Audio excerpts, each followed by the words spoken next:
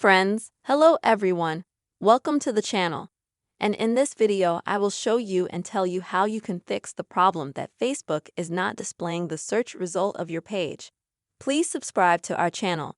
Also write your comments at the end of the video. And don't forget to put your likes.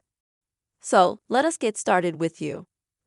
And first of all, open up the Facebook app. And then go to the menu section at the bottom. Then click on the gear at the top. Now scroll a little bit and find the default settings. Next, you'll need to move them to the public section. Next, confirm, and done. And so after that, also here in the settings, scroll down a little bit more until you find follower and public content. You click on that, and here you'll need to make sure that all your settings are public. If not, then you'll need to fix them to public.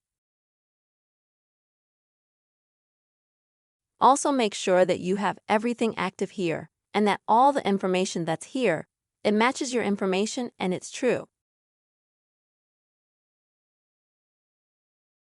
And after that, you'll need to wait a while for the Facebook search algorithms of your page to change. That can take about a day.